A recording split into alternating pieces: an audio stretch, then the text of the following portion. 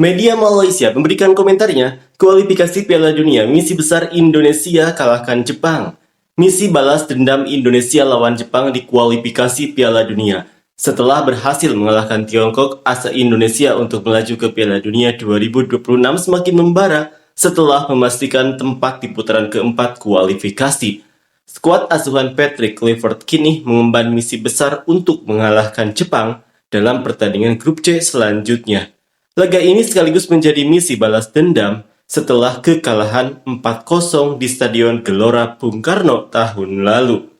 Seperti inilah komentar fans Malaysia. Misi besar menuju impian besar. Jepang tidak akan membiarkan kekalahan lagi setelah dari Australia.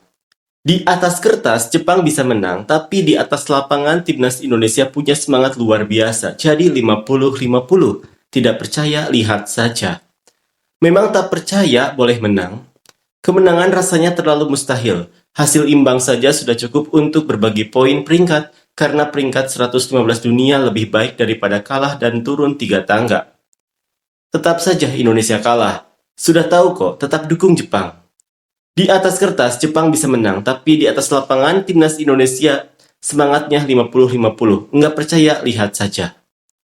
Makanan enak bagi Jepang. Dibagi kemenangan, makin kegeeran. Semoga Jepang berjaya mengalahkan Holland. Jepang jauh di atas Indonesia, lagi pula Indonesia sudah dipastikan lolos ke putaran keempat. Baiknya mainkan pemain cadangan saja. Kalah atau seri pun tidak ada efek apa-apa. Memang tidak ada dampak lagi bagi kelolosan, karena Jepang sudah lolos ke Piala Dunia dan Indonesia sudah lolos ke putaran 4.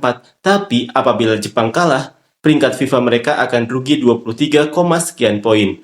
Kalau Indonesia kalah hanya rugi 3, sekian poin. Dan perbedaannya, pemain cadangan Jepang tidak jauh berbeda kualitasnya dengan pemain skuad utama mereka. Jangan pandang rendah Indonesia, mereka pernah main Piala Dunia karena ada negara yang menarik diri, bukan karena lolos ya. Lawan Cina saja menang lewat penalti, lawan Jepang jadi bulan-bulanan deh. Kalau ini menang, tetangga-tetangga bakal jadi bahan ejekan. Aku suka samurai, aku suka warna biru, sudah pasti Jepang menang 3-0. Pasti besok akan digeprek oleh Jepang 7-0. Sulit sekali rasanya untuk menang lawan Jepang. Kapan mainnya? Biar kami bisa nonton juga gitu. Seperti biasa, Jepang 4-0 Indonesia. Menang pun sama ke putaran 4, bukan otomatis lolos. Lawan Cina saja menang penalti, ini mau menang lawan Jepang. Tak sabar mau lihat Indonesia dibantai Jepang. Sudah tahu kok Jepang menang, pasti.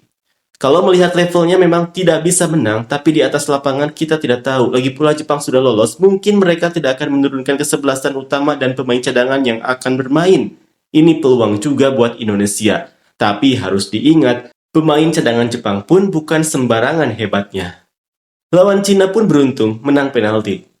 Tidak dukung siapa-siapa, tapi Indonesia akan jadi santapan Jepang. Ini kenyataan.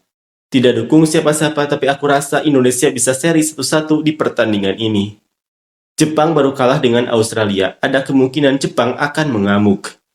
Indonesia pakai pemain lapis B saja, karena sudah tidak ada pengaruhnya menang atau kalah, sudah lolos ke putaran keempat. Baiknya simpan pemain inti untuk fokus di putaran 4. Aku rasa Indonesia mampu membuat kejutan, sepertinya serilah ya. Di kandang sendiri saja kalah 4-0, apalagi di kandang lawan. Untuk Indonesia misi apa, rencana apa, kebangkitan apa, sudah kalah sebelum bertanding. Indonesia akan mencari penalti saat bertemu Jepang, setelah itu bertahan dengan 10 orang.